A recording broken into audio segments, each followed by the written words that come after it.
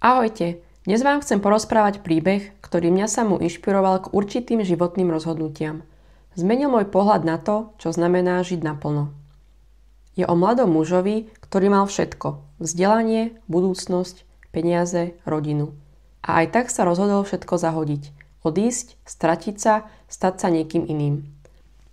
Volal sa Christopher McCandless, ale svet si ho pamätá ako Alexander Supertramp. A jeho príbeh nie je len o úteku. Je o pravde, slobode a hľadaní samého seba. Chris sa narodil v roku 1968 v Kalifornii.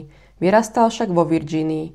Bol bystrý, tichý chalan, miloval knihy, najmä Londona, Tolstého, autorov, ktorí písali o slobode, samote a prírode. V škole sa mu darilo. Behal v bežeckom tíme, písal do školských novín, ale niečo v ňom vrelo. Jeho sestra Karin neskôr povedala: ľudia ho nechápali, ale bol výnimočný. Na prvý pohľad žil v dobrej rodine. Dom, peniaze, úspech, rodina. Ale realita bola temnejšia. Jeho otec bol inžinier, ktorý pracoval pre NASA, vysoko inteligentný, úspešný, ale zároveň veľmi prísny a podľa všetkého aj násilnícky alkoholik. Chrisova mama, Billy, síce bola láskavá, ale žila v strachu a podriadenosti. A Chris to všetko vnímal. Vyrastal v domácnosti plnej hádok, napätia a tajomstiev. A potom zistil ešte niečo horšie.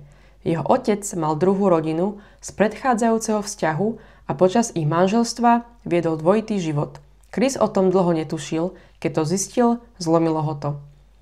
Predstav si, že tvoj svet, tvoje rodičia, tvoje detstvo, všetko, čomu si veril, sa ti zosype pred očami. Možno aj preto v ňom rástla tá myšlienka odísť. Zahodiť minulosť, zanechať svoje meno a začať odznova. Odtedy v ňom rástla túžba po inom živote, čistejšom a pravdivejšom. V máji 1990 Chris promoval na Emory University s vyznamenaním. Študoval históriu a antropológiu a jeho akademické výsledky boli výborné. Rodičia mu ponúkli nový automobil ako darček k promócii, no on to odmietol. Namiesto toho sa rozhodol pre radikálny krok. Daroval všetky svoje úspory vo výške $24,000 organizácii Oxfam Amerika, ktorá sa venuje boju proti hladu a chudobe. Po tomto geste sa rozhodol úplne zmeniť svoj život. Zanechal svoje auto v púšti, zničil všetky doklady, spálil hotovosť, ktorú mal pri sebe a potom zmizol. Bez rozlúčky prijal nové meno Alexander Supertramp a vydal sa na cestu naprieč Severnou Amerikou, hľadajúc slobodu a zmysel života mimo materiálneho sveta. Jeho cesta bola neuveriteľná. Prešiel celé Spojené štáty, od juhu až po sever.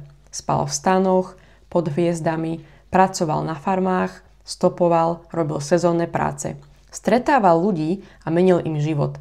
Starší muž mu dokonca navrhol, že ho adoptuje ako vnuka. Jeho cesta bola surová, krásna, nebezpečná, ale jeho srdce bolo slobodné. Počas celej svojej cesty si Chris písal denník, v ktorom zaznamenával svoje myšlienky a zážitky. Jeho zápisky odhaľujú hlboké úvahy o spoločnosti, slobode a zmysle života. Jeho cesta bola nielen fyzickým putovaním, ale aj duchovnou púťou za poznaním samého seba. V apríli 1992 sa Chris rozhodol, že pôjde tam, kam vždy túžil, do divokej Aliašky. Bez mapy, bez GPS, len s batohom, puškou, pár knihami a obrovskou dávkou odvahy. Našiel tam opustený autobus v lese, ktorý sa stal jeho domovom. Magic Bus. Magický autobus, ako ho Chris nazval. Chris žil v tomto autobuse niekoľko mesiacov počas leta 1992, pokúšajúc sa žiť off the land, zo zberu a lovu. Zbieral rastliny, lovil, zapisoval si svoje myšlienky. Zo začiatku to šlo, žil v súlade s prírodou, bol slobodný, šťastný. No na konci júla sa rozhodol odísť späť do civilizácie. Zásoby jedla sa míňali, príroda bola neľútostná. Jeho plán ísť späť po tej istej trase, ktorou sa do divočiny dostal, teda na juh, cez rieku Teklanika, bol však nemožný. Tragédia bola v tom, že rieka Teklanika, ktorú predtým prešiel v máji, bola v júli oveľa silnejšia a nebezpečnejšia. Kvôli topiacemu sa snehu. Pokúsil sa ju prebrodiť späť, ale neúspešne. Prúd bol príliš silný. Ironicky, iba pár mil od miesta, kde sa ho pokúšal prebrodiť, sa na južnej strane nachádzal lanový most, ktorý by mu umožnil bezpečne sa dostať cez rieku. Bohužiaľ o ňom nevedel. Mal len nepresnú mapu a nedostatok miestnych znalostí ho stál život. Po neúspechu sa vrátil späť k autobusu, kde zostal uväznený.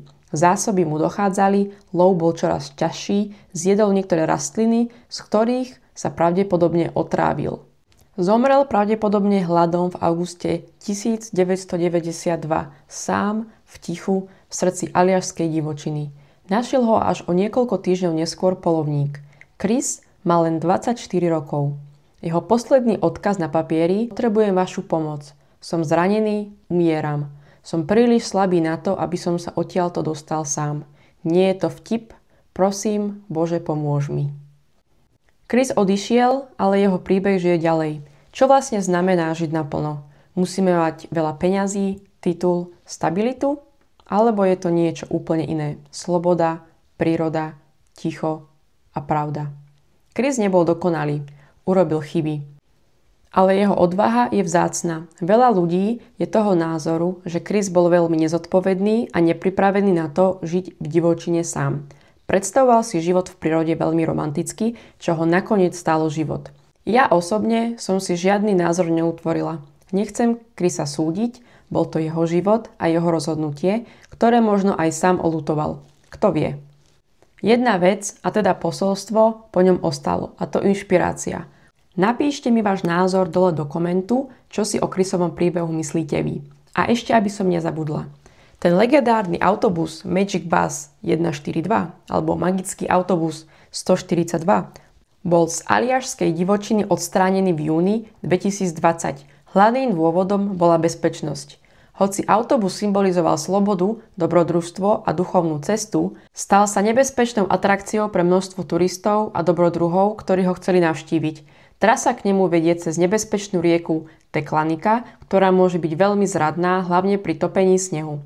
Niekoľko ľudí sa tam zranilo alebo zomrelo, vrátane 2 turistiek, ktoré sa pokúšali dostať k autobusu. Utopili sa v rozvodnenej rieke.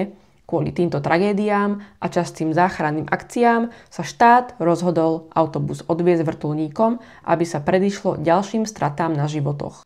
Autobus je teraz uložený v múzeu na Aliaške, kde ho môžu ľudia vidieť bezpečne a zároveň si uctiť Chrisov príbeh. Chris sa stal symbolom odvahy, túžby po zmysle, ale aj varovaním, že sloboda bez skúseností môže bolieť. Niektorí ho oslavujú, iní kritizujú. Ak ťa tento príbeh chytil, zanechaj komentár, napíš mi, čo pre teba znamená sloboda, a ak chceš viac takýchto príbehov, prihlás sa na odber. Ja ti tu ešte pridám ten najznámejší citát od Chrisa. Šťastie je skutočné len vtedy, keď je zdieľané.